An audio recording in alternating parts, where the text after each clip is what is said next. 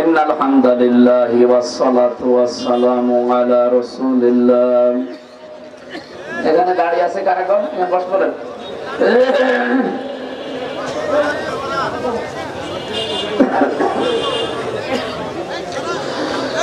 أما بعد فأعوذ بالله من الشيطان الرجيم بسم الله الرحمن الرحيم ألف لام ميم تلك آيات الكتاب الحكيم هدى ورحمة للمحسنين صدقت يا ربنا اللهم صل على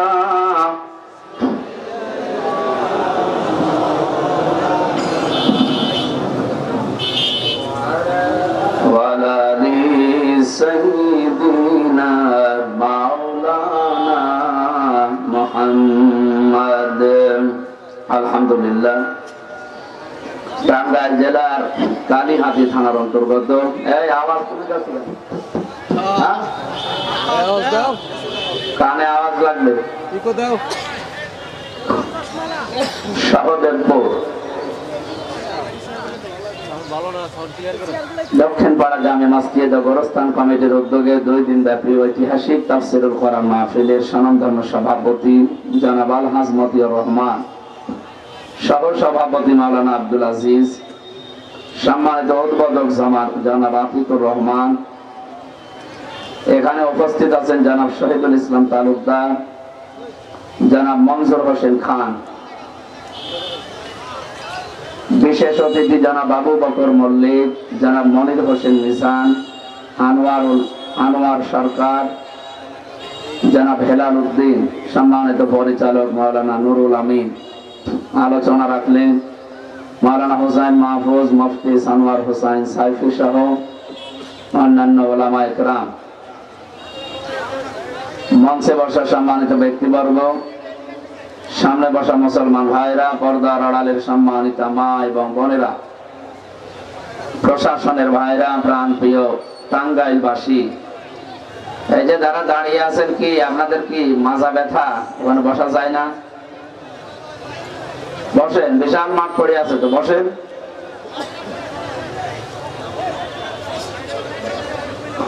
এখানে এত কথা হয় কেন? কথা বলা যাবে না, একদম নিশ্চয়। দল মত নির্বিশেষে দিনের বেলায় এখন আমাদের হাজারো কাজ ছিল, ব্যস্ততা সব বাদ দিয়ে কোরআনে কারীম শোনার জন্য এত আগ্রহ আল্লাহ আমাদেরকে দেখিয়েছেন। আল্লাহ আমাদেরকে যে আগ্রহ তৈরি করে দিলেন, ধৈর্য দিলেন এই দিনের বেলায় কোরআনে কারীম শ্রবণ করার জন্য, খুশি হয়ে বলেন আলহামদুলিল্লাহ। দরুদ পড়ছি, সালাম পড়ছি আমাদের নবী মুহাম্মদ রাসূলুল্লাহ সাল্লাল্লাহু আলাইহি ওয়াসাল্লামের প্রতি। আমরা কোরআনে কারীমের একটা গুরুত্বপূর্ণ সূরা, নাম সূরা লুকমান। একটা মানুষের নাম, উনি নবীও ছিলেন না, রাসূলও ছিলেন না, এমন একজন বুজুর্গ ব্যক্তি ছিলেন। এই লোকটা এমন এমন কাজ দুনিয়াতে করেছিলেন, তার কাজটাকে আল্লাহ এত বেশি পছন্দ করেছেন, তার নাম কোরআনে কারীমে শুধু দিয়ে শেষ করেননি, তার নামে পুরো একটা সূরা নাযিল করে তাকে চিরন্তন করে দিয়েছে। কিয়ামত পর্যন্ত এই পৃথিবীতে মানুষেরা আসবে। হযরত লোকমান একজন গ্রাম্য মানুষ ছিলেন, তার চেহারার বর্ণনা তাফসীরে আছে, ঠোঁট ছিল ঝোলা, একেবারে ঝুলে গিয়েছিল। পৃথিবীতে 3 জন কালো মানুষের নাম পাওয়া গেছে ইতিহাসে, একজনের নাম এই লোকমান। দ্বিতীয় ব্যক্তির নাম পাওয়া গেছে হযরতে মাহজা রাদিয়াল্লাহু তাআলা আনহা, 3 নম্বরে হযরতে বেলাল রাদিয়াল্লাহু তাআলা আনহু। এই যে 3 জন মানুষ এত কালো ছিল, পৃথিবীতে নাম করে গেছে তারা। এখনো পর্যন্ত তাদের নাম শুনলে মানুষ রহমতুল্লাহ আলাইহি রাদিয়াল্লাহু তাআলা আনহু এগুলো পড়ে। হযরত লোকমানের নাম শুনলে মানুষ পড়ে আলাইহি ওয়াসাল্লাম। অনেক দামি কথা তার এই বক্তব্যের ভেতরে ছিল। আমরা সূরা লোকমান থেকে 3টা আয়াত পড়েছি, তাফসীর আকারে কথা বলবো ইনশাআল্লাহ। আরম্ভ করছি। আল্লাহ পাক বলেন আলিফ লাম মিম হারফে মুকাত্তাআত। কিয়ামত পর্যন্ত এই হরফগুলোর অর্থ কি হবে কেউ আবিষ্কার করতে পারবে না, এতদিন পারেও না। কোন কোন তাফসীরকারক ইঙ্গিত দিয়েছেন, আলিফ দিয়ে আল্লাহ, লাম দিয়ে জিবরাইল, মিম দিয়ে মুহাম্মাদুর রাসূলুল্লাহ। আল্লাহর কাছ থেকে জিবরাইলের মাধ্যমে মুহাম্মাদুর রাসূলুল্লাহর কাছে কালাম এসেছে, এইজন্য আলিফ লাম মিম এগুলো দিয়ে তারা এই ইঙ্গিত দিয়েছে, কিন্তু সঠিক নয়। আল্লাহু আ'লামু বিমুরাদিহি। এর আসল অর্থ কে জানে বলেন তো? এই যে সূরা ইয়াসিন পড়া হয়, সূরা তাহা পড়া হয়, এগুলো নবীজির একটা রূপক নাম। কোরআনে কারিমে বিশ্ব নবীকে আল্লাহ 7টা নাম ধরে ডাক দিয়েছিলেন ডাইরেক্ট। তার ভেতরে ইয়াসিন একটা, তাহা, মুজাম্মিল, মুদাসসির, আহমদ, মুহাম্মদ, আব্দুল বা আব্দুল্লাহ, এই 7টা নামে পড়া কোরআনে আল্লাহর নবীকে আল্লাহ ডেকেছেন ডাইরেক্ট। ইনডাইরেক্ট নামও আছে, বাশির, নাজির, মুনির। তাহলে আলিফ লাম মিম এই শব্দের অর্থ প্রথম কি বললাম আমরা জানি না, আসল অর্থ জানে কে? এটাকে নিয়ে ঘাটাঘাটি করার দরকার নেই। এগুলো চিন্তা ভাবনা নিয়ে আপনি শেষও করতে পারবেন না, সুতরাং ওই বিষয়ে সময় নষ্ট হবে। সূরা আলে ইমরানের ভেতরে আল্লাহ জানিয়েছেন এগুলো নিয়ে যদি কেউ বেশি বাড়াবাড়ি করে তাদের রোগ আছে অন্তরে। যেহেতু এটা নিয়ে কথা বলা একটু সিক্রেট বিষয়, আমরা আর না বলি। নবীজি হয়তো জানতেন যে আল্লাহ কি বোঝাতে চেয়েছে। এই যে ছেলে মেয়েরা এখন ভালোবাসা করে, লাভ, LOVE কি হয়? ইংরেজি লাভ। এটা ইংরেজি এই লাভের এখন অবস্থা খারাপ না? কথা বলেন এখন। ইংরেজি লাভের মানে করুণ অবস্থা চলছে। যারা ইংরেজি লাভে আছে তারা একেবারে এতিমের মতো দাঁড়িয়ে থাকে। লাভ হওয়া লাগবে বিবাহের আগে মা বাবা, বোন, ভাই এদের সাথে, আর বিয়ের পরে এগুলো তো থাকবে। আর একটা জোড় হবে, বিয়ের পরে লাভ করবে ভালোবাসা, এটা স্ত্রীর সাথে। কার সাথে বলেন? হযরতে লোকমান আলাইহিস সালামের কাহিনী কেন বলছি? আলিফ লাম মিম দিয়ে আল্লাহ কেন শুরু করলেন?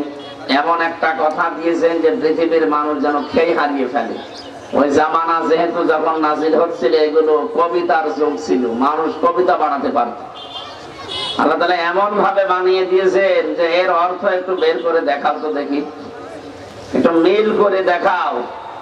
যালিকাল কিতাবু লা রাইবা ফিহি হুদাল লিল মুত্তাকিন। এর যে ভাষা শৈলী, এর যে রচনা শৈলী, উত্তম কথাগুলো আল্লাহ এমন ভাবে সাজিয়েছে, ওই জামানায় যারা বড় বড় কবি ছিল তারা শেষ পর্যন্ত লিখে দিয়েছিল ইন্না হাযা লাইসা কালামুল বাশার। এটা মানুষের কথা নয়, অবশ্যই এটা আসমানের আওয়াজ। ওই দিন থেকে শুরু হয়েছে আজকের এই দিন পর্যন্ত। কত উন্নত বলেন তো বিশ্ব এখন। কিন্তু আশ্চর্য, কোরআনে কারিমের মতো একটা পুরা কোরআন না, 10টা সূরা না, একটা সূরাও না, একটা আয়াত পর্যন্ত আজও পৃথিবীতে কেউ বানাতে পারেনি। যারা বানিয়েছিল হাসির পাত্র হয়ে দাঁড়িয়েছে দুনিয়ার কাছে। এই যে নবী দাবি করেছিল মাঝে মাঝে এই পৃথিবীতে অনেকে, এরকম একজন নবী ভণ্ড দাবিদার মুসাইলামাতুল কাজ্জাব। এই লোকটা যখন দাবি করেছে যে আমাকে আল্লাহ নবুয়ত দান করেছে, আমি নবী হয়ে গেছি, উম্মতেরা বলছে আপনি নবী হলে তো ওহী আসার কথা, কারণ নবী হওয়ার কোয়ালিটি 3টা। 1 নম্বরে নবীদের চরিত্র, সমসাময়িক যারা থাকবে তাদের সবচাইতে উত্তম চরিত্রের অধিকারী হবে তারা। 2 নম্বরে এই মানুষগুলোকে আল্লাহ মুআজিজা দেবে, যে আপনাকে আল্লাহ যে মুআজিজা কিছু দিয়েছে একটু দেখান তো। 3 নম্বরে আপনাকে আল্লাহ ওহী দেবে। নবী হলে এই 3টা জিনিস পাওয়া যায়। আপনি তো ওহী পাবেন, কি ওহী পেয়েছেন আমাদের শোনা। উনি বলছে মুহাম্মাদের কাছে ওহী আসে ইন্না আতাইনা কাল কাউসার, আমার কাছে ওহী এসেছে ইন্না আতাইনা কাল আক আক হাসাল্লি লিরাব্বিকা ওয়াসআক ইন্না শানিয়াকা হুয়াল আবলাক। পড়তে গেলে আমারই তো দাঁত বাঁকা হয়ে যাচ্ছে। উম্মতেরা বলছে একটা সূরা বললেন কি ওহী, এত পড়াশোনা করা যায় না। মুহাম্মাদের উপরে যে ওহী আসে কি সুন্দর মিল করা আছে লাইনের সাথে লাইন, ইন্না আতাইনাকাল কাউসার ফাসাল্লি লিরাব্বিকা ওয়ানহার ইন্না শানিয়াকা হুয়াল আবতার। এর অর্থ কত সুন্দর। হে নবী, অবশ্যই আপনাকে আমি কাউসার দিয়েছি, সুতরাং কাউসার পাওয়ার কারণে আপনি দুইটা কাজ করবেন, রবের নামে নামাজ আদায় করবেন আর কোরবানি দিবেন। কষ্ট ধৈর্য সহ্য করে সহ্য করবেন। আপনার জীবনে যেন ত্যাগ তিতিক্ষা থাকে ইসলামের জন্য। আপনার মর্যাদা বাড়াতে এই দুইটা কাজ মাস্ট বি লাগবে। কেউ যদি বলে আমি আল্লাহর কাছে দামি হতে চাই, তাকে সেজদা দেওয়া লাগবে। কথা বুঝতেছে? সেজদা ছাড়া আপনি আল্লাহর কাছে দামি হতে পারবেন না, ওনার কাছাকাছি যেতে পারবেন না। যারা নামাজ পড়ে না, সেজদা দেয় না আল্লাহকে, দাবি করে, বুঝবেন ওটা ভণ্ড। বেশি বললাম? ইয়াউমা ইউকশাফু আন সাকিন ওয়া ইয়াদউনা ইলাস সুজুদি ওয়া হুম সালিমুন। সূরা কলমের ভেতরে আল্লাহ জানিয়েছেন, যারা দুনিয়ায় সেজদা দাওনি, কিয়ামতের দিন সর্বপ্রথম আমি হিসাব শুরু করব সেজদা দিয়ে। আউয়ালু মা ইউহাসাবু বিহিল আবদু ইয়াউমাল কিয়ামাতিস সালাহ। সর্বপ্রথম আমার সামনে দাঁড় করানোর পর হিসাব নেওয়া হবে নামাজের, সেজদার। কিসের? যারা সেজদা দেয়নি দুনিয়ায়, তাদেরকে বলা হবে দাও দেখি আজকে। ওরা সেজদা দিতে যাবে কিন্তু উল্টিয়ে পড়বে। এখানে যেহেতু অন্য ধর্মের লোক একেবারেই নেই বললেই চলে, শুধু মুসলিম আমরা আছি, এজন্য নামাজের অত বাস করা ঠিক না। কারণ মুসলমান হয়ে যদি নামাজ না পড়ে, ও আর মুসলমান থাকে? ও আর ওই হিন্দু তো সমান। কথা বলে না? আপনি যে মুসলমান, তার চিহ্ন কি? আপনি নামাজে যাবেন। হিন্দু সে নামাজে যায় না, মন্দিরে যায়। আপনি মুসলমান দাবি করেন, যদি ওদের মতোই ঘোরাফেরা করেন, সেজদা না দেন, তা আপনি আরো আল্লাহর কাছে সমান। এজন্য কিয়ামতের সবচাইতে বেশি অপমানিত হবে ওই লোকজন দুনিয়ায় যারা সেজদা আল্লাহকে দেয়নি। দুই নম্বরে ফাওয়াইলুল লিল মুসাল্লিন। ধ্বংস হয়ে যাক ওই সেজদা দেওয়া মানুষগুলো যারা নামাজি। এই খেয়াল করেছেন? অয়লুন দিয়েছেন। অয়লুন মানে ধ্বংস হয়ে যাওয়া, বরবাদ হয়ে যাওয়া, নিঃশেষ হয়ে যাওয়া, শেষ হয়ে যাওয়া। আল্লাহ বলছেন ধ্বংস হয়ে যাক ওই নামাজি গুলো যারা সেজদা দেয়। অথচ এর আগে বললেন যারা সেজদা দেয়নি তারা অপমান হবে কিয়ামতে। সূরা মাউনের আয়াত না এটা?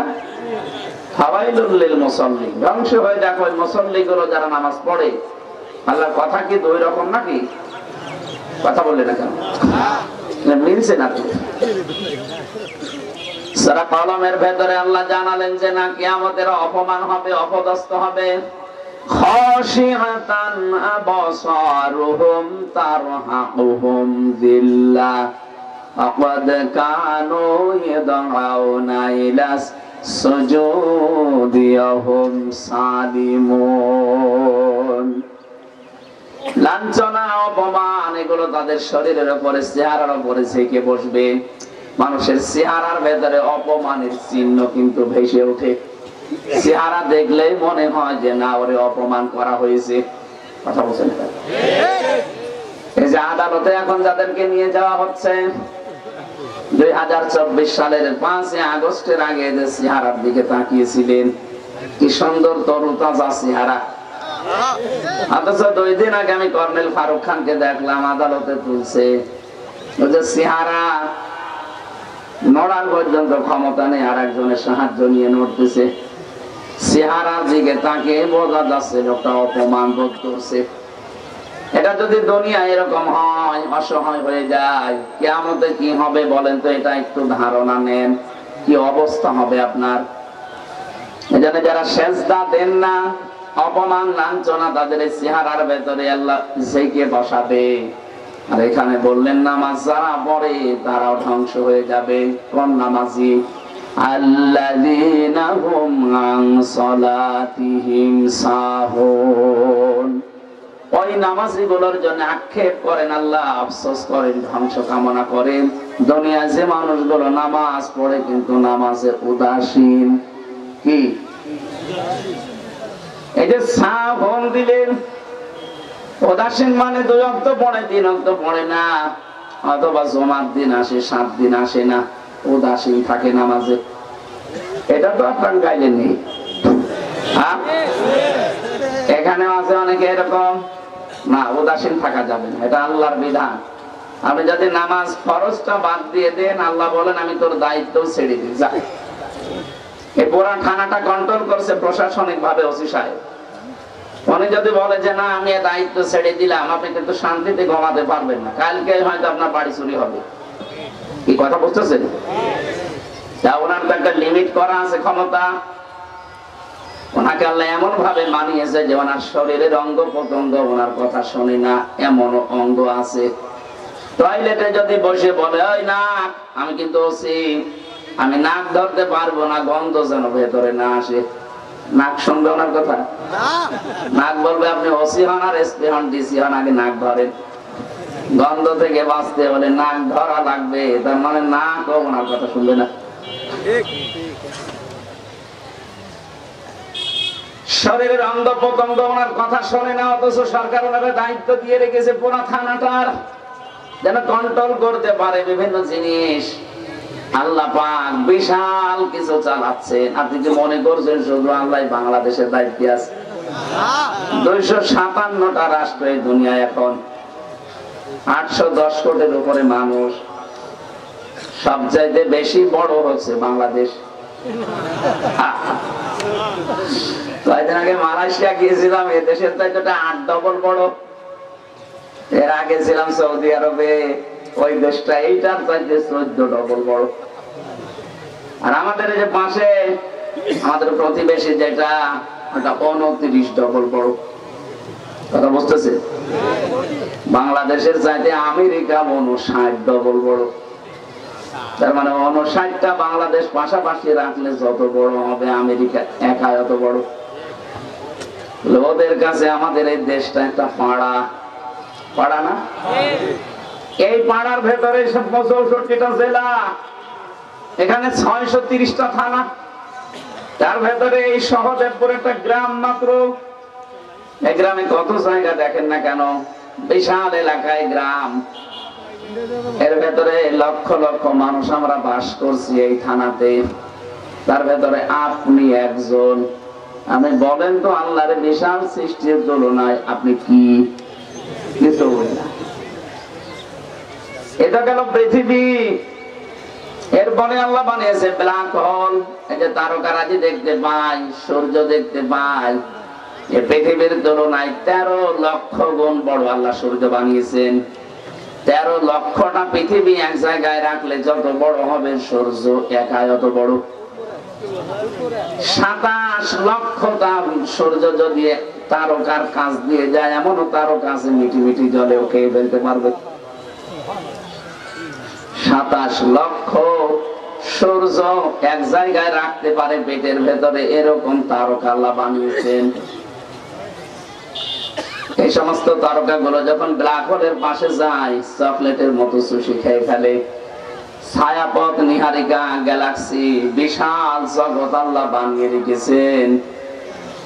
মাঝে মাঝে সৃষ্টির দিকে তাকালে আর পড়াশোনা করলে মনে হয় আল্লাহ আমি তোমার নজরে আছি। তো আমি যতটুকু, আমি তো তোমার নজরে থাকার কথা না।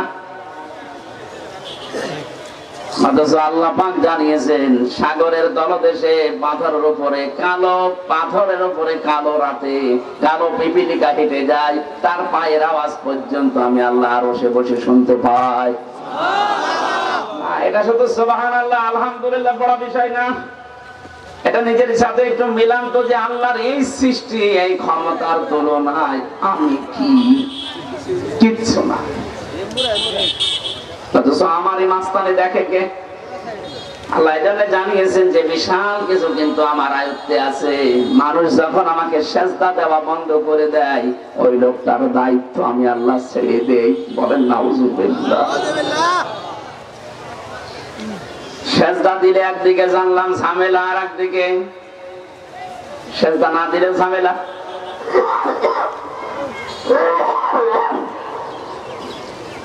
আবার সাহুনের ব্যাখ্যাটা বলার জন্য আমি পর্যন্ত এসেছিলাম। সাহুন মানে নামাজে যারা উদাসীন, নামাজে যারা বেখবর, সময় মতো ঠিক মতো নামাজ পড়তে চান না।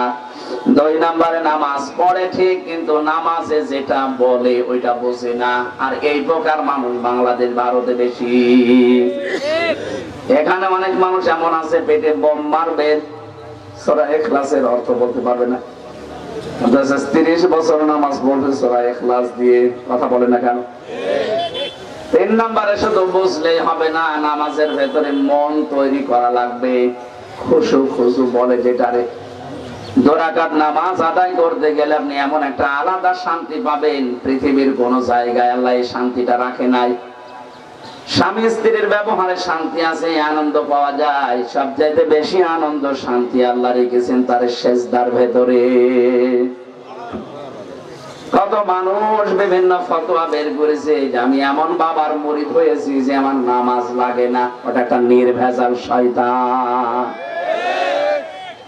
এ পৃথিবীর শ্রেষ্ঠ মানুষ যিনি মুহাম্মদুর রাসূলুল্লাহ, তার জীবনের শেষ কথা এইটা ছিল, হে আমার উম্মতেরা, দুনিয়ায় যাই করো অন্তত নামাজ ছেড়ে দিবা না। 3 বার বলেছিলেন as-salat as-salat as-salat ওয়া মা মালাকাত আইমানুকুম as-salat। তার জীবনের শেষ কথা এটা ছিল, উম্মতেরা নামাজ ছেড়ে দিও না। আর অধীনস্থ যারা আছে, তোমার নিচে যারা আন্ডারে চাকরি করে, তাদের সাথে ভালো ব্যবহার করবা। এজন্য একজন মানুষের চরিত্র আসলে ভালো কিনা, তার চরিত্রতে উত্তম চরিত্র কিনা, এটা জানার জন্য তার ড্রাইভার, তার কাজের লোক, তার নিচে যারা চাকরি করে, তাদেরকে জিজ্ঞাসা করা লাগবে। ওসি সাহেবের চেহারা দেখতে ভালো লাগছে, নামাজ পড়লে আমাদের পেছনে গণগ্রাহী বিভিন্ন কথা শুনলাম যে ভালো, ওনার পরিচয় পাওয়ার জন্য ওনার নিচে যারা আন্ডারে কাজ করে তাদেরকে গোপনে জিজ্ঞাসা করা লাগবে। তারা যদি বলে না স্যার কিন্তু আসলে ভালো, আপনি বিশ্বাস করতে পারবেন লোকটা ভালো। ওনার নিচে যারা কনস্টেবল আছে, যদি একটাকে ডাক দিয়ে বলেন যে ভাই 5000 টাকা দিচ্ছি, সঠিক করে বলেন আসলে ওসি সাহেব কি, ওকে তো সব বলে দেবে। কি কথা বলেন? ওনার আচরণটা এমন তৈরি করা লাগবে, এখান থেকে 2 বছর পরে যখন বদলি হবে, যতগুলো কনস্টেবল ছিল তারা যেন কান্নাকাটি করে, না আমরা অভিভাবক হারালাম। এমন আচরণ করেছে, সকাল থেকে সন্ধ্যা পর্যন্ত ওর আন্ডারে ডিউটি করে, সন্ধ্যাবেলা বাড়ি যাওয়ার সময় বলে আল্লাহ মরে না কেন। কুষ্টিয়ারে এসপি সাহেব পেয়েছিলাম, কোরআন তেলাওয়াতের জন্য আমার নিয়ে গেল, তেলাওয়াত করে বসে আছি পেছনে। উনি চলে যাবে আজ বিদায়ী অনুষ্ঠান, এই যে কোরআন শরীফ আমার সামনে। 2 জন কনস্টেবল একজনের কাছে আর একজন বলছে আল্লাহ হারামি চলে যাচ্ছে, ভালো হোক। জোরে বলবে চাকরি থাকতো না। আমি যে নিচে বসে আছি, উপরে 2 জন দাঁড়িয়ে দাঁড়িয়ে একজনের কাছে আর একজন বলছে হারামি চলে যাচ্ছে, ভালো হচ্ছে। কি করেছে বলেন তো? এমন অফিসে অনেকে চাকরি করছি আমরা, উপরে যারা আছি আমাদের দায়িত্বে, তাদের কাছে থাকতে কখন যে দিন চলে যায়, ঘন্টার পরে ঘন্টা আমার মনে হয় না। তার কথাবার্তার ব্যবহার আচার এমন ভালো। এমনও মানুষ পেয়েছি, নামাজ পড়ে লোকটা, রোজা রাখে, কিন্তু অধীনস্থ লোকদের সাথে এমন খারাপ ব্যবহার করে, ওর আচরণ দেখলে, গালিগালাজ, মুখের কথা দেখলে মনে হয় আল্লাহ আর কাউকে পাও না তুমি। এত মানুষ দুনিয়া থেকে তুলে না আবে শয়তানকে নিতে পারো না। না, নবীজির শেষ কথা জীবনের এইটা ছিল, আমা মালাকাত আইমানুকুম, সাবধান, অধীনস্থ লোকরা কিন্তু অসহায় তোমার কাছে। এখানে যে যে সেক্টরে আছি, যে যে চেয়ারে বসে আছি, আমার নিচে যারা আছে সবাই আমার কাছে দুর্বল, সে যে কোনো লাইনে হোক। সুতরাং তাদের সাথে ভালো ব্যবহার করা এটা সর্বোত্তম ইবাদত। এই ইবাদত কাজ বাংলাদেশের অধিকাংশ জায়গায় নেই। কথা বলেন না কেন? নামাজের কথা বলছিলাম সাহন দিয়ে। কেউ যদি সত্যিই নামাজে খুশু তৈরি করতে চায়, তার নামাজে মন তৈরি করতে চায়, তার প্র্যাকটিক্যাল যেটা পড়তেছে মুখ দিয়ে ওইটার উপরে তার ধারণা থাকা লাগবে যে আমি বলছি কি। ওটা যদি সত্যি আপনার তৈরি হয়ে যায়, হযরতে তালহা তিনিও খুশু আর খুশু নিয়ে নামাজে দাঁড়িয়েছিলেন। আল্লাহু আকবার বলে যখন তেলাওয়াত করছেন আলহামদুলিল্লাহি রাব্বিল আলামিন, পাশে তার বাচ্চাটা খেলা করছিল। পাহাড়ি এলাকা থেকে একটা সাপ এসে বাচ্চাটাকে জড়িয়ে ফেলেছে। ওনার স্ত্রী চিন্তা করছে স্বামী নামাজে আছে, কি করি এখন। আশপাশের মানুষজন ডাক দিয়ে সাপটাকে মারলেন, বাচ্চাটাকে বিপদ মুক্ত করে বসে আছেন। নামাজ শেষ হয়ে গেল, উনি সেজদা শেষ করে সালাম ফিরিয়ে বললেন কি এতগুলো মানুষ বাড়ির ভেতরে, এত আওয়াজ কিসের? স্ত্রী বলে আল্লাহু আকবার, স্বামী এই যে ঘটনাগুলো ঘটে গেছে আপনি টের পাননি? হযরতে তালহা বলেন স্ত্রী নামাজে যখন দাঁড়িয়েছি তখন আমার আল্লাহর সাথে আমার কথা হচ্ছিল। আমি যখন পড়েছি আলহামদুলিল্লাহি রাব্বিল আলামিন, আমার মনে হচ্ছে আল্লাহ যেন জবাব দিচ্ছে সাদাক্তা ইয়া আব্দি, আমার বান্দা সত্য কথা বলছে। আমরা তো এরকম কথা শুনতে পাই নাকি? হ্যাঁ, আমরা শুনতে পাই অন্য কিছু। নামাজের সেজদায় যেটা আলাদা মজা আছে, এটা খুশু খুশু না হলে আপনি পাবেন না। এই জন্য আমরা মাঝে মাঝে নামাজ হারিয়ে ফেলি, ছেড়ে দেই। কোন মানুষ যদি সত্যি সেজদার ভেতরে যেটা মজা আল্লাহ লুকিয়ে রেখেছে যদি পেয়ে যায়, তামাম দুনিয়া একদিকে দিলে ওকে সেজদা থেকে দূরে সরাতে পারবেন না। 3 বছর আমি ছেলে ফাঁসির কন্ডেম ছেলে দেখেছি। পাশের রুমে যারা অধিকাংশ মানুষকে আমি অনেক মানুষ সেজদা দেওয়া দেখেছি, তারা 2 মিনিট 5 মিনিট না, আধা ঘন্টা 45 মিনিট এক সেজদায় তারা কাটিয়ে দিয়েছে। কিছু যদি না পাবেন, আধা ঘন্টা 45 মিনিট 1 ঘন্টা পড়ে থাকার সেজদায় আপনি কি যায় তাই বিষয় মনে করেন? আপনি তো 1.5 মিনিটে থাকতে পারেন না। তখন তাড়াতাড়ি 3 বার সুবহানা রাব্বিয়াল আলা বলা হবে, সেই ধান্দায় আছেন। অথচ 1.5 ঘন্টা পর্যন্ত পড়ে আছে, লোকটার হুঁশ নেই। অবশ্যই কিছু না কিছু সেজদার ভেতরে পেয়েছে। যেন সাহন তৈরি করা লাগবে আমাদের নামাজে। আমরা যেন উদাসীন হয়ে না যাই, বেখবর হয়ে না যাই সময় সম্পর্কে। পৃথিবীর সবকিছু সম্পর্কে সচেতন আমরা অনেকে আছি, কিন্তু আল্লাহর সেজদা নিয়ে সচেতন হতে পারি না। খুশুখুজুর 4 নাম্বার অর্থ হচ্ছে শুধু সাহন। সময় মতো নামাজ পড়া লাগবে। আজকে থেকে সিদ্ধান্ত নেন দুনিয়া একদিকে হয়ে যাক, যত বড় দায়িত্বে থাকি, সেজদা যেটা ফরজ এটা আমি ছেড়ে দেব না। কারণ এইটা বাদ দিয়ে দিলে আল্লাহর আন্ডার থেকে আমি বেরিয়ে যাই। বলেন নাউজুবিল্লাহ। ধ্বংস হয়ে যাবে ওই নামাজি গুলো যারা নামাজে উদাসীন থাকে, খুশুখুজু নেই, নামাজে যেটা পড়ে বোঝে না, আর নামাজ থেকে যে 27টা শিক্ষা আল্লাহ দিতে চায় ওর জীবনে ওটা মেলে না। নামাজের প্রথম শিক্ষা ছিল কাতার সোজা করো। কি করো? বলেন বলেন। কাতার সোজা করো, এটা নামাজের প্রথম শিক্ষা। এখানে 5 ওয়াক্ত নামাজে গেলে আগে ইমাম সাহেব এই ঘোষণা দেয়, কাতার সোজা করো। কাবা শরীফে মসজিদে নববীতে যতদিন নামাজ পড়েছি, নামাজ শুরু হচ্ছে তার আগেও ইমাম সাহেব কথা বলছে কাতার সোজা করো। চিন্তা করেছিলাম যে এত বারবার বলা দরকার কি, এখন দেখি না সব এই কাতার সোজা করো এর ভেতরে লুকিয়ে আছে। কথা বুঝতেছে? কি পেয়েছেন আপনি বলেন তো? আমি যেটা পেয়েছি আশ্চর্য। 257টা রাষ্ট্রের 57টা মুসলমান রাষ্ট্র এখন পৃথিবীতে। আমরা পৃথিবীর জনসংখ্যা হিসেবে 2 নম্বরে আছি, 200 কোটি প্রায়। অথচ আজ আমাদের পাশের রাষ্ট্রে যা হচ্ছে, এমনকি বিশ্বের বিভিন্ন দেশে মুসলমানের উপরে ইহুদিরা আর এই মুশরিকরা যা আরম্ভ করেছে, এখন নতুন করে খ্রিস্টানরাও শুরু করেছে ইসকনের নাম দিয়ে। আপনি যাই মনে করেন, যাই বলেন, ইসকনের মাধ্যমে শুধু বাংলাদেশে না, এটা তামাম দুনিয়ায় এই উগ্রবাদী কাজেরা আরম্ভ করে দিয়েছে। যদি আমরা শুধু কাতার সোজা করো এই শিক্ষাটা নিতে পারতাম, আল্লাহর কসম আমাদের যে ষড়যন্ত্র করছে প্রতিবেশীরা এমনি বন্ধ করে দিত। হালকা একটু শুরু হয়েছে যে আমরা আর যাই করি সব এক, এই খবর চলে গেছে। গত পরশু দিনের আপনি টকশো দেখেছেন, 7 জন হিন্দুর আমি একটা টকশো দেখলাম 45 মিনিট। ওদের ভেতরে এমন একটা ভয়, না জানি আবার 7 সিস্টার আলাদা হয়ে যায় কিনা। ডক্টর ইউনূস শুধু একটু ট্রান্স দিয়েছিলেন যে দেশ যদি বাংলাদেশ না থাকে 7 সিস্টার থাকবে না। এই ভয় সে কবে দিয়েছে? 3 মাস আগে, এখনো সে ভয় যায়নি। ওরা সারা জীবন আমাদেরকে শুনিয়ে আসছে যে পাকিস্তান থেকে আমরা তোমাদেরকে আলাদা করে দিয়েছি, এই জন্য আমরা তোমাদের বন্ধু। এই জন্য ওরা আমাদের কি এটা মানেন তো না? মানে ওরা আমাদেরকে আলাদা করে দিয়েছে পাকিস্তান থেকে, এই জন্য আমরা ওদের বন্ধু এটা দাবি করে।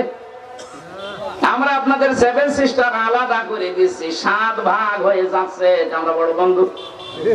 আপনারা 1 ভাগ করে যদি বন্ধুত্বের দাবি করেন, আমরা 7 ভাগ করে দিচ্ছি। দাঁড়ান,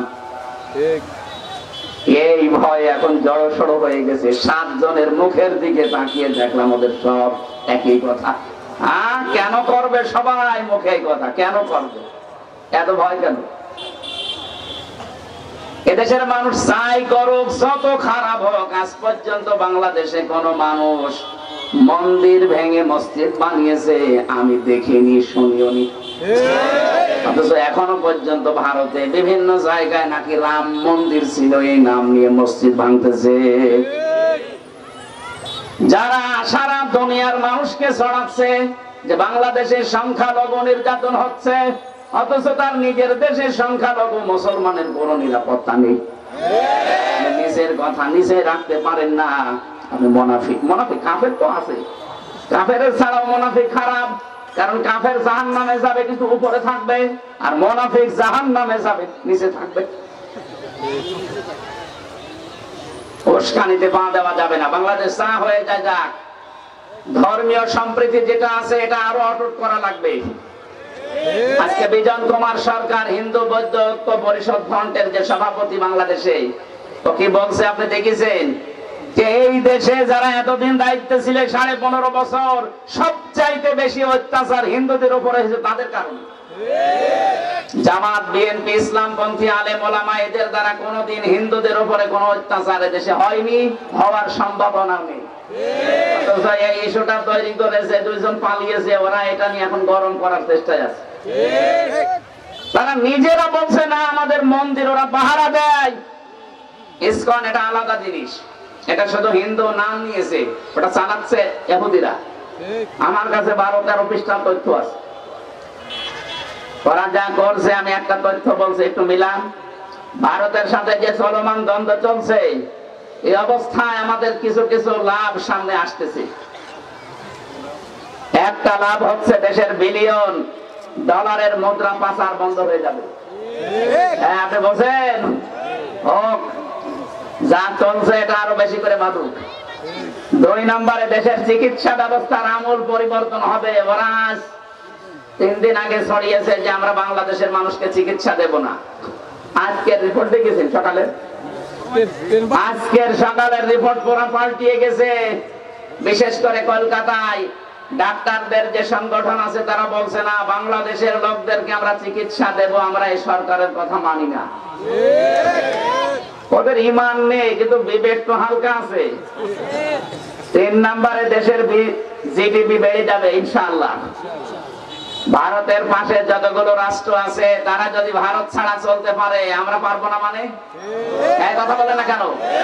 এখন ব্যবসা বাড়ানো লাগবে চীনের সাথে, তুরস্কের সাথে, পাকিস্তানের সাথে। একটু বাড়িয়ে দেন, এমনি দুর্বল হয়ে যাবে। মুশরিকদের সবচাইতে বেশি ভয় তাদের জীবনের উপরে। কিসের উপরে? ওয়ালা তাজিদান্না আহরাসান নাসি আলা হায়াতি ওয়া মিনাল্লাযিনা আশরাকু। হে নবী, আপনি দুনিয়ায় যারা মুশরিক, যারা শিরিক করে, এদের এত মায়া তাদের হায়াতের উপরে, জীবনের উপরে। যদি আপনি বলেন দেখো 100 বছর তোমরা বেঁচে থাকবা, ওরা বলবে আরো বেশি বাঁচতে চায়। তার মানে সবচাইতে বেশি ওদের আকাঙ্ক্ষা বেঁচে থাকা। ওইটার যখন লাইন বন্ধ হয়ে যায় তখন ওরা দিশেহারা হয়ে যায়। এই জন্য আমাদের যে চলমান চলছে এতে ক্ষতি ওদের হবে, এটা যে রেকর্ড হচ্ছে ক্ষতি ওদের হবে, আমরা লাভবান হব এই কয়টা বিষয়। এরপরে দেশের মাথা পিছু আয় বেড়ে যাবে। ঋণের বোঝাই এই দেশে এখন এক একজনের মাথার উপরে 1,20,000 টাকা। এই গতকালকে রিপোর্ট, এই দেশে এখন কেউ জন্ম নিলেই তার মাথার উপরে ঋণ হচ্ছে কত? 1,20,000। আপনি ঋণী হয়ে আসতেছেন এই দেশে। এই দেশটা একেবারে ফোকলা করে দিয়েছে এই দুই বোন মিলে। এরপরে দেশের মানব পাচার বন্ধ হবে, কারণ মানব পাচার করার জন্য তো এই বর্ডার গুলো কাজে লাগে। এই কথা বলেন না কেন? এগুলো বন্ধ। এখানে কি সমস্যা কি? ঠিক আছে, যে চলে যাওয়ার যাক, আপনি কথাগুলো শুনবেন তো? আপনি বসে আছেন কি দেখতে?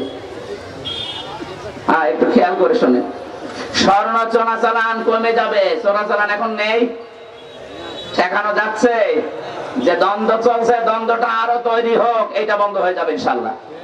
আমাদের দেশ থেকে স্বর্ণ পাচার হয়, রূপা পাচার হয়, আর ওই দেশ থেকে আছে ডাল। কি আছে? আরে ভাই, ডাল সে মসুরের ডাল হলে তো হয়, কি ডাল উল্টো পাল্টা আসে। একদিন কুষ্টিয়া সদর থানায় আমি ওসি সাহেব যে সময় পড়াতাম, যে দেখছে একজনকে পিটাচ্ছে, স্যার এর পিটান, চৌধুরী ডাল খায়। আরে স্যার কি ডাল খাওয়া যাবে না? কোন দেশে আসলাম? সে ডাল আপনি বসবেন না, এটা অন্য ডাল, ফ্যান্সি ডাল খায়।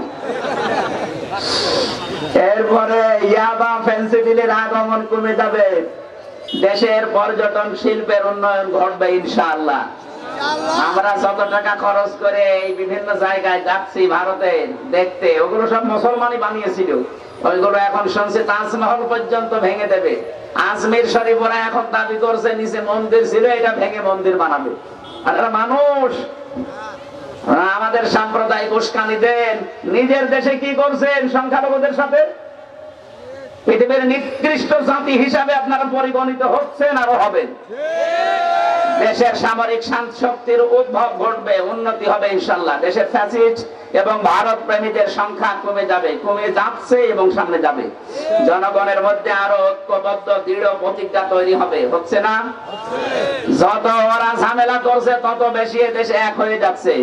আলু পেঁয়াজ সহ সকল ভারত নির্ভর আমদানি পণ্যের উৎপাদন বৃদ্ধি পাবে এবং স্বয়ং সম্পন্নতা অর্জনের ক্ষেত্র তৈরি হবে বাংলাদেশে। পাকিস্তান থেকে চিনি আসতেছে, তুরস্ক থেকে আসতেছে, চীন থেকে আসতেছে, ওদের মাথায় আগুন ধরে গেছে যে এ শুরু করেছে কি? ডক্টর ইউনূসের এটা মাথা না, এটা কিন্তু কম্পিউটার, আপনি টের পাচ্ছেন না তাই। এরপরে বিকল্প আমদানির পথ প্রশস্ত হচ্ছে এবং হবে, এবং দেশের প্রতি সবার একটা আত্মনির্ভরশীলতা বাড়তে থাকবে ইনশাআল্লাহ। আর আমাদের ক্ষতি হবে কি? আমাদের ক্ষতি বড় প্রতিবেশীর সাথে সম্পর্ক খারাপের কারণে সাময়িক সময়ের জন্য দেশের অর্থনৈতিক অবস্থা ভালো থাকবে না, ঠিক আছে, এতে জিনিসপত্রের দাম কিছু বেড়ে যাবে। আমাদের ধৈর্য ধারণের সময় এখন সামনে। বেশি কঠিন রোগী থাকলে চিকিৎসার কিছুটা ব্যাঘাত ঘটবে, হ্যাঁ এটা সাময়িক। আস্তে আস্তে আমরা উন্নতি লাভ করবো ইনশাল্লাহ। ভারত হয়ে যে সমস্ত দেশে ভিসা নিতে হয় তাতে বাধা প্রাপ্ত হওয়া লাগবে কিছুদিন, আস্তে আস্তে ঠিক হয়ে যাবে। দেশে ভারতের দালালরা ব্যাপক ভাবে মনে কষ্ট পাবে, এইটাই তো চাচ্ছি আমরা নাকি? আমি যে ইসকনের নাম বলছিলাম, এটা শুধু হিন্দুদের নাম না ভাইরা। এদেশে যারা 4 ভাগ হিন্দু আছেন, আপনাদেরকে আমরা শত্রু মনে করি না। তাহলে এই দেশে একজন হিন্দুকেও আমরা হিন্দু থাকতে দিতাম না, জোর করে মুসলমান বানিয়ে ফেলতাম। আজকে যেটা হয়েছে, হিন্দু অনেক কর্মকার, ওকে আমরা কেউ কি জোর করেছি? কেউ কি বলেছি? গত বর্ষ দিনে ওই যে প্রায় 2 জন, এর আগে 12 জন, এর আগে 3 জন। এই স্বাধীনতার পর থেকে আমার মনে হয় 45 জনের উপরে মুসলমান করলাম আমি। কই একটাকে তো জোর করার আগে নাই। একে তো আমি কোরআনও পড়তে দেইনি। যশোরের এক কলেজের অধ্যাপককে বলেছিলাম আমার ধর্মীয় গ্রন্থটা হালকা পড়েন আপনি। আমি 3 মাস পরে আপনাকে জিজ্ঞাসা করবো পড়েছেন কিনা। ও 3 মাস পরে দেখে নিজের থেকে মুসলমান হয়ে গেছে। সুতরাং এই অস্থিতিশীল পরিবেশ করার জন্য যা আরম্ভ করেছেন, আপনাদেরকে আমরা এই ফেসবুকের যে মিথ্যা তথ্যগুলো প্রপাগান্ডা বিশেষ করে উস্কানি দিচ্ছে, ওখান থেকে বসে বসে যারা কারো উস্কানিতে ফাঁদে পা দেবেন না। এদেশে কিচ্ছু হয়নি, কিছু হবেও না ইনশাআল্লাহ। সত্যি যদি আমরা এক থাকতে পারি, এখন যেমন দেখছি সব এক হয়ে যাচ্ছে, শুধু ওই জালেমরা বাদ দিয়ে এদেশটা আবার দাঁড়িয়ে যাবে ইনশাআল্লাহ। দেশপ্রেম যদি কারো ভেতরে না থাকে, ওটা মানুষ না। কালকে রিজভী সাহেব দেখেননি, ওনার বর শাড়ি পর্যন্ত পরিয়ে দিয়েছে। বলছে বাইরে বিশেষ করে যারা শত্রু এত বড়, এদের সাথে আর ওদের শাড়িও পরবো না, দরকার হয় ন্যাংটা হয়ে থাকবো। নবীজি যেদিন নিজে চলে যাচ্ছিলেন, ওই দিন কিন্তু বারবার মক্কার দিকে তাকিয়ে বলছিলেন, কাবা খুব আশা ছিল তোমাকে জড়িয়ে ধরে থাকবো, তোমার সেবা করব, কিন্তু তোমার নিষ্ঠুর সন্তানরা আমরা থাকতে দিল না, কিন্তু আমি তোমাকে ভালোবাসি। দেশের প্রেম অধিকাংশ মানুষের ভেতরে এই 15.5 বছর আমরা দেখতে পাই। ব্যবহার করে সব বাইরের জিনিস আর নাম দেয় দেশপ্রেম। আপনি তাকাননি, যখন বক্তব্য দিত, গায়ের শার্ট বিদেশি, পায়ের জুতা বিদেশি, প্যান্ট বিদেশি, মাথায় যে শিরোনি দিয়ে আছড়িয়েছে ওই শিরোনি বিদেশি, টুথপেস্ট যেটা ওইটা বিদেশি, গলায় চেন দিয়েছে ও বিদেশি, বিয়ে করেছে বিদেশি, ছেলে মেয়ে বিদেশি, আর দাবি করে আমি দেশি। এই কথা বলছে না কেন? যাতে মাতাল হলো তাহলে ঠিক আছে, ওরা কিন্তু ষড়যন্ত্র থামিয়ে বসে নেই, ওরা চালাচ্ছে ষড়যন্ত্র। আমরা মোকাবেলা করার জন্য ঐক্যবদ্ধ শক্তি দরকার, আর কিচ্ছু লাগবে না। শুধু এক হয়ে থাকতে পারলে, তামাম দুনিয়া এক হয়ে গেলেও বাংলাদেশের কিচ্ছু হবে না ইনশাআল্লাহ। দরকার সব মারা যাবে, 18 কোটি মানুষ এখানেই কবর হয়ে যাবে। এইটা দরকার নতুন রাষ্ট্র হোক, তারপরেও কারো গোলামি করা আমাদের দ্বারা সম্ভব না। নামাজের প্রথম এই শিক্ষাটা নামাজ দিয়েছিল যে কাতার সোজা করো মানে কি, সব এক হও। কথা বলেন না কেন? নামাজে দাঁড়ানোর পরে কেউ কি বলে তুই বিএনপি করিস, পেছনে কাতারে যা বলে? ওখানে যেমন সব এক হয়ে গেছেন, একটা বিধান পালন করবেন। তাই কয়টা বিধান? কি? সেজদা। কি? সেজদা দেওয়া লাগবে, এজন্য সবাইকে বলছেন এক হয়ে যান, সব কাতার সোজা করেন। এখান থেকে একটা বিধান পালন করবেন। এরকম বিধান এখনো আসে 500। কত? 500। পরিবারে, সমাজে, রাষ্ট্রে 500 বিধান এখনো ছড়িয়ে আছে। ওইগুলো যদি সত্যি আমরা এই দেশে কায়েম করতে চাই, এরকম সব নামাজের কাতারের মতো এক হওয়া লাগবে। আল্লাহ এই শিক্ষাটা যদি কেউ না নিতে পারে, সেই নামাজের জন্য ধ্বংস। বলেন নাউজুবিল্লাহ। এজন্য আপনি নামাজ পড়ে করবেন কি, যদি এই 4টা শিক্ষা নিতে না পারেন? নামাজে যা পড়বেন দাঁড়িয়ে ওইটা বুঝতে হবে, নামাজে মন থাকা লাগবে, নামাজে খুশু খুশু পয়দা করবেন, আনন্দ পাবেন। আর নামাজের এই 27টা শিক্ষা বাইরে নিয়ে যাবেন, তাহলে নামাজ পড়লে আল্লাহ নিজে আপনাকে পাহারা দেবে। জোরে বলেন সুবহানাল্লাহ। নামাজ যারা পড়ে না তাদের তো সমস্যা, নামাজ পড়েও সমস্যা যদি এই শিক্ষাগুলো আমরা না নিতে পারি। আল্লাহ আমাদের কবুল করুন। বিভিন্ন পীরের নাম নিয়ে যারা নামাজ পড়েন না, বলেন যে নামাজ কালাম লাগে না, এটা একটা টাটকা ভণ্ড। নবীজির মতো মানুষ যদি জীবনের শেষ কথাই বলতে পারে, আসসালাত, উম্মতেরা যা করো নামাজ পড়বা। নামাজ পড়বা মানে নামাজের শিক্ষা নিবা। 2 নম্বরে ওমা মালাকাত আইমানুকুম, দায়িত্বশীল যারা আছো অধীনস্থদের সাথে ভালো ব্যবহার করবা। বিশ্বনবীর চরিত্রে পড়ে দেখেছি, তার বাড়িতে একটা ছেলে এসেছিল, হযরত সাইদ। তার স্ত্রী হযরত খাদিজাতুল কুবরা বাজার থেকে মানুষ ওই সময় গরু ছাগলের মতো কেনা বেচা হতো, উনি কিনে আনলেন বাচ্চাটাকে। অনেক দিরহাম দিয়ে কিনেছিলেন, কারণ চোরাই মাল ছিল। একজন চুরি করে এনে বাচ্চাটাকে বিক্রি করে দিয়েছিল। হযরত যায়েদকে নিয়ে নবীজির স্ত্রী খাদিজাতুল কুবরা তার স্বামীকে বললেন, আপনার খেদমতে দিয়ে দিলাম। 7 দিন হয়ে গেছে। 7 দিন পরে তার বাবার চাচা এসে বলেন, মুহাম্মদ সাল্লাল্লাহু আলাইহি সাল্লাম, জানতে পারলাম আমাদের সন্তান যায়েদ আপনার কাছে আছে, আপনি দিয়ে দেন আমাদেরকে। নবীজি বললেন, যায়েদ যদি আপনাদেরকে চিনতে পারে আর যদি যেতে চায় আমি বাধা দেব না, কিন্তু যায়েদ যদি চিনতে না পারে, যেতে না চায়, জোর করে আপনারা নিয়ে যেতে পারবেন না। বাবা বললেন, হ্যাঁ আপনি অবশ্যই যুক্তিপূর্ণ কথা বলেছেন, নিয়ে আসেন যায়েদকে। হযরত যায়েদ কাছ থেকে আসলেন। বাবার চাচা দেখে জড়িয়ে ধরেছে, ডাক দিয়ে বলে, জায়েদ এদেরকে চেনো? বলে, হ্যাঁ এটা আমার চাচা, এটা আমার বাবা। ওনারা দুইজন বলছে, বাড়ি চলো, তোমার মা কান্নাকাটি করছে, বাড়ির সব কিছু তোমার দিয়ে দেব, কেন পালিয়েছো বাড়ি থেকে? হযরতে জায়েদ বলে, বাবা বাড়িতে আর কি আছে আপনার? ওইটুকু সম্পদ না, তামাম দুনিয়া যদি আপনি আমারে দিয়ে দেন, এই লোকটার কাছে আর 7 দিন আমি আছি মাত্র। এই 7 দিনে যা পেয়েছি তামাম দুনিয়া দিলেও এই লোকটাকে ছেড়ে যাওয়া যায় না। কি আচরণ পেয়েছিলেন অধীনস্থ মানুষের কাছে বলেন তো? আমাদের আচরণটা যদি এরকম তৈরি হতো, এই বাংলাদেশটা একটা মিনি জান্নাত হয়ে যেত। ওপরে যারাই আমরা আছি, আমি শুধু আপনাদেরকে না, আমি নিজেও, কারণ আমার আন্ডারও তো কয়েকজন কাজ করছে। যারা আছে আমাদের আচরণ গুলো এমন তৈরি করা দরকার, আর নিচের মানুষগুলো যেন আমাকে হারিয়ে ফেললে কান্নাকাটি করে। কথাটা গুরুত্বপূর্ণ, এই জন্য নবীজি জীবনের শেষ কথা হিসাবে এটা বলেছিলেন। আমি যেহেতু নামাজের কথাটা নিয়ে শুরু করেছিলাম, নামাজ যারা পড়েন না, যারা উল্টা পাল্টা ফতোয়া লাগান, এই সমস্ত আয়াতের মিনিং খুঁজতে চান, কি আপনি কি খুঁজে পাবেন? পেটে বোম মারলে একটা শব্দের 5টা অর্থ বলতে পারবেন আপনি? গান বাজনা আরম্ভ করে আর বলে এগুলো গান যে হারাম, কোরআনে নেই। গান হারাম কোরআনে নেই মানে আপনি কোরআন পড়তে পারেন? আজকে সূরা লোকমান পড়লাম 6 নাম্বার আয়াতে, গান বাজনা শুধু না, অনর্থক কোন কথাবার্তা বলাও হারাম। অমিনান নাসি মাই ইয়াশতারি লাহওয়াল হাদিসি লিয়ুদিল্লা আন সাবিলিল্লাহি বিগাইরি ইলম। আল্লাহ পাক বলেন, অনেক মানুষ এমন আছে, আমি আজকে জুমার দিনে আয়াতটা পড়েছিলাম, এটা ব্যাখ্যা করার জন্য বসেছিলাম। আল্লাহ বলতে চাই, অনেক মানুষ এমন আছে, এই মানুষগুলো লাহওয়াল হাদিস ক্রয় করে। কোরআনে আছে 2টা শব্দ, একটা লাহওয়াল হাদিস, একটা আহসানাল হাদিস। আহসানাল হাদিস বলা হয় কোরআনের বাণীগুলোকে, আর লাহওয়াল হাদিস বলা হয় কোরআনের বাইরে যা আছে ওই বানানো অনর্থক কথাকে। আর যারা টিভি কেনেন, সিডি কেনেন, ওয়াইফাই লাইন লাগান, বাড়িতে টেলিভিশন যাদের আছে, এই মানুষগুলো ডিশ অ্যান্টেনা লাগিয়েছেন, প্রতি মাসে মাসে 800, 1000, 1200 টাকা করে ওয়াইফাই এর বিল দেয়।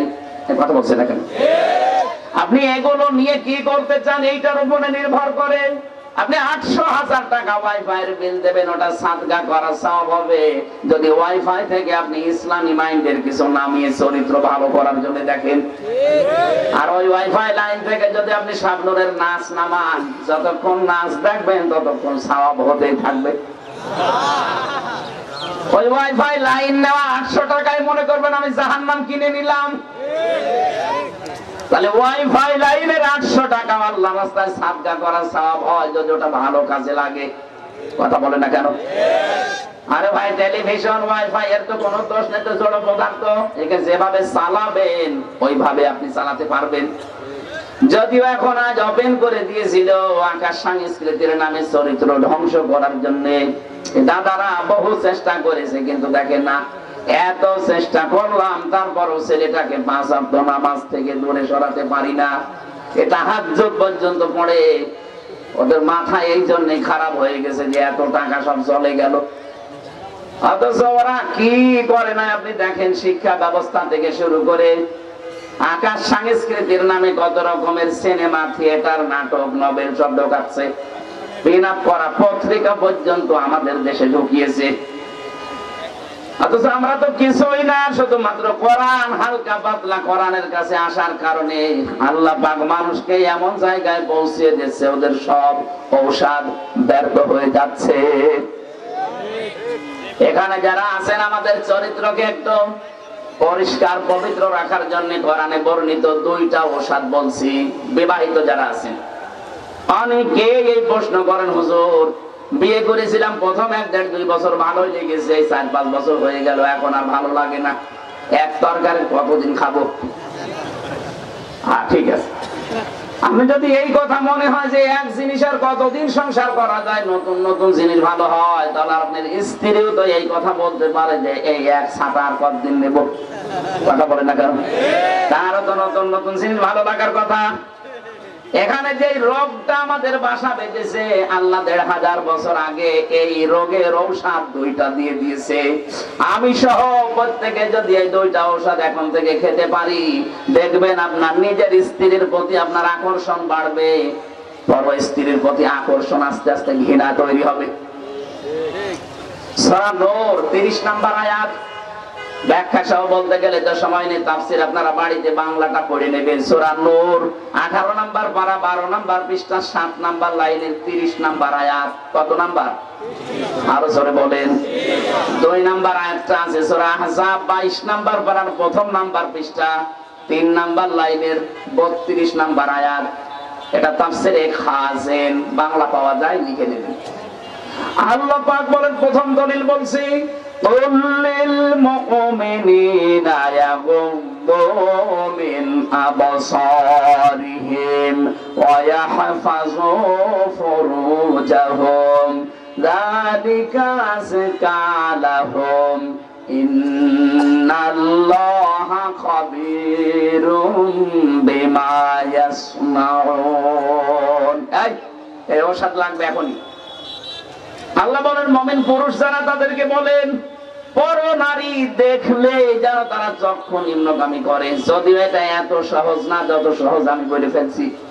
শয়তান তার বসে নেই, ও জাল হিসাবে ওদেরকে ব্যবহার করবে, ওই জালে চোখ দেওয়া যাবে না।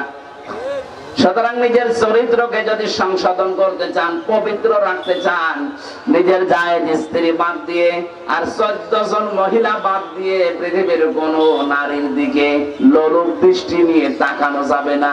দেখলেই চোখ নিচের দিকে করা লাগবে। কয়জনের নাম বললাম? বলেন বলেন। আপনারা কি ঘুমাচ্ছেন নাকি?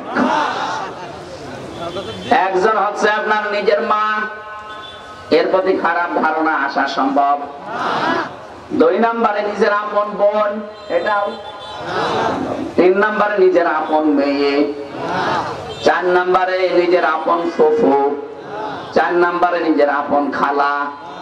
এরপরে নিজের ভাইয়ের মেয়ে, বোনের মেয়ে, নিজের পুত্র বধূ যেটা ছেলের বউ। এরকম 14 জনের নাম সূরা নিসার 21 নম্বর আয়াতের তাফসীরে আছে। এই 14 জন বাদ দিয়ে পৃথিবীর যে কেউ হোক, যত সুন্দরী হোক, যত লাবণ্যময়ী হোক, সামনে পড়লে আপনার যদি ঈমান থাকে আপনি চোখ নিচে করবেন। যদিও শয়তান আপনাকে বিভিন্ন জিনিস দেখাবে, একটু একবার তাকালে কি হয় না, একবার তাকালে 2 বার তাকাতে শয়তান বাধ্য করবে। কথা বলছেন না কেন? যেন আল্লাহর প্রথম ঔষধ এইটা। এই 14 জন বাদ দিয়ে যার দিকে তোর চোখ পড়বে, মন যদিও চাইবে না কিন্তু শক্ত করে চোখ নিচের দিকে করবি। 2 নম্বরে তোর লজ্জা স্থান হেফাজত করার চেষ্টা চালাবি। এই 2টা আল্লাহ পাক বলেন, যালিকা আযকা লাহুম, এটা পবিত্র হওয়ার একেবারে নিকটতম পন্থা। আমরা এই 2টা লাইনে হাঁটি না। একটা লোক এরকম প্রশ্ন করেছে যে আমার নিজের জায়েজ স্ত্রী আমার ভাল লাগে না, অথচ অন্যের স্ত্রী তো আমার মতোই, দেখলেই কেমন যেন মন ছুটে যায়। এমনি যায় না। যখনই কোন বড় নারী দেখবেন চোখ নিম্নগামী করবেন। যদি আপনার মনে চায় যে একটু দেখি ওরকম নাচ দেখি না, আমার লজ্জাস্থানের হেফাজত করা লাগবে, সম্ভব না। পরকীয়া প্রেমে আমার মন আছে, যদি মনে হয় যে একটু লাইন করি না কেন, না, কারণ একটা সংসার ভেঙে দেওয়া আর তামাম দুনিয়া ধ্বংস করে ফেলা সমান না। পরকীয়া প্রেমে সেলাই বন্ধ হয়ে গেছে। এভাবে আপনাকে আমি মাত্র 15 দিন এই ঔষধটা খেতে বলছি। 15 দিন যদি এভাবে চলতে পারেন, দেখেন আপনার মনটাকে আল্লাহ একটা অনির্বচন সুখ দিয়ে পরিপূর্ণ করে দেবে। অনির্বচন সুখ কারে বলে বাংলায় বোঝেন? এই যে বাচ্চারা, পাখির বাচ্চা যখন সিল ছো মারে, তখন দেখবেন মায়ের এই পর বিছানো ডানার নিচে আশ্রয় নেয়। কোরআনে কারিমে সূরা বানি ইসরাইলের 23-24 নম্বর আয়াতে উদাহরণটা দিয়েছেন, ওয়াখফিজ লাহুমা জানাহাদ-দুল্লি মিনার রাহমা। তোমার ডানাকে এভাবে ডাউন করার পরে ফল করে দাও। আপনার আল্লাহ এখানে কিন্তু পাখির কাছ থেকে ডানা হাওলাত করে এভাবে উদাহরণ দিয়েছেন। কেন? ডানা তো আমাদেরও আছে না? আমাদের ডানা নেই, আমাদের কি আছে? হাত আছে। বলেন বলেন। আল্লাহ এখানে এদন না দিয়ে জানাহন দিলেন। জানাহন মানে ডানা। আমাদের তো ডানা হয় না, আমাদের হাত হয়। পাখির কাছ থেকে আল্লাহ ডানা হাওলাত করলেন কেন? কারণ আমাদের হাতের ভেতরে নরম কিছু নেই, কিন্তু পাখির ডানার ভেতরে এমন সফট কমল, এমন নরম মোলায়েম একটা পাওয়ার আছে, একটার সাথে একটা পাখা লেগে যায়, এত সফট হয় ওই জায়গাটা। নিচে যখন পাখিরা বাচ্চারা আশ্রয় নেয়, যখন ডাউন করার পরে মা পাখিটা ফল করে দেয় দুই দিক থেকে, তখন একটা কিচির মিচির আওয়াজ দেয়। ওদের মনের ভেতরে এই ধারণা আসে যে দুনিয়ায় কেউ আমাদের আর কোনো ক্ষতি করতে পারবে না, এই কারণে তারা এই আনন্দটা করে। আল্লাহ পাক বলেন, যদি সত্যি এই দুইটা ঔষধ কাছে লাগাতে পারো, পরনারী দেখলে, পরপুরুষ দেখলেই মন চাইবে, তারপরও চোখ নিম্নগামী করবে আর লজ্জা স্থানটাকে হেফাজত করে রাখবে। এরকম একটা অনির্বচন সুখ মনের ভেতরে আমি আল্লাহ তৈরি করে দেব। আমি সব প্রত্যেকে ওর সাথে একটু অ্যাপ্লাই করি তো আল্লাহ আমাদেরকে দান করেন, বলেন আমিন। সুতরাং কোরআনের কথা, আহসানুল হাদিস সর্বোত্তম কথা। আর কোরআনের বাইরে যত কথা আছে, সে গান বাজনা বলেন, সিনেমা থিয়েটার বলেন, নভেল নাটক বলেন, অনর্থক কথাবার্তা বলেন, সবগুলো লাহওয়াল হাদিস। এটা শয়তানের কাজ। ওই জামানায় একজন গায়ক ছিল, সে গায়কদেরকে ভাড়া করে বিভিন্ন দেশ থেকে এনে মক্কায় নাচ গান ড্যান্স দিত। যারা বলেন গান গয়া খাদ্যের জন্য হারাম, এটা কোরআনে কোন জায়গা আছে? এদিকে আসে, কানের নিচে দুইটা ওসি সাহেবকে থাপ্পড় দিয়ে তারপরে দেখাচ্ছে। লাহওয়াল হাদিস মানে গান যেটার কোনো অর্থ নেই, যে সমস্ত কাজ কারবার মানুষের খালি সময় নষ্ট করে। এখানে আব্দুল্লাহ ইবনে মাসউদের বর্ণনা তাফসীরে ইবনে কাসিরে পড়লাম, উনি বলছে লাহওয়াল হাদিস মানে গান। লাহওয়াল হাদিস মানে কি? গান মানে আপনি আল্লাহকে নিয়ে, রাসূলকে নিয়ে, সৃষ্টি জগৎকে নিয়ে বলবেন এই গান না। এমন এমন গান আপনি বানিয়েছেন যে গানের দ্বারা আর মানুষের চরিত্র ধ্বংস হয়। এই যে মমতাজের গান, কি আছে বলেন? ফেটে যায়, ফেটে যায়, জোড়া নিয়ে বুদ্ধি নেই। কি কি ফেটে যায় আপনার বুড়ো বয়সে? না, এরকম গানের কথা বলছে লাহওয়াল হাদিস। আমি মানে আসরের নামাজ আর 1 মিনিট আছে, আসরের নামাজ পড়া দরকার। নামাজটা পড়িনি, তারপরে ফের শুরু করি। আমার আবার মাগরিবের পরে সেই নাগরপুর বাজারে আছি। আমি বললাম যে ওই সময় নামাজের পরে শুরু করি, এতক্ষণ চালালে কত সুন্দর হতো। আপনারা তো কথা রাখেন না। বললাম না ওই সময় যে মানুষজন যায় এসেছে শুরু করে দেয়, তাহলে 1-2 ঘন্টা 2.5 ঘন্টার সময় পেতাম। এই 1 ঘন্টার ভেতরে সাঁতার তো এখনো আয়াত পর্যন্ত যেতে পারলাম না। আপনারা কথা রাখলেন না তো। আমি সেই সময় বললাম না ওসি সাহেব চলে এসেছে, আমরা আরম্ভ করি, খাওয়া দাওয়া দরকার হয় শেষ করে করবো। আগামীতে আবার কোনো জায়গায় আসলে রাতের বেলা নিয়ে আসবেন। দিনের বেলা তো মানুষের জ্ঞানজাম হয়, কথা বোঝানো যায় না। যেহেতু মাগরিবের পরে নাগরপুরে আছে, এখান থেকে প্রায় 40-45 কিলো, ওখানে যে মাগরিব পড়বো, পড়ে উঠবো। আল্লাহুম্মা আমিন। লা ইলাহা ইল্লা আনতা সুবহানাকা ইন্নী কুনতু মিনাজ জালিমিন। রব্বুল আলামিন, বড় আশা নিয়ে আমরা কোরআনে কারীমের কথাগুলো শুনেছি। যতটুকু শুনলাম ভাঙা ভাঙা কণ্ঠে, আল্লাহ এগুলো আমল করার তৌফিক দাও। সওয়াবগুলো তুমি নবীজির রওজায় পৌঁছিয়ে দাও। দুনিয়ার মাটির নিচে যারা ঘুমিয়ে আছে, এদেরকে তুমি চিরতরে মাফ করে দাও।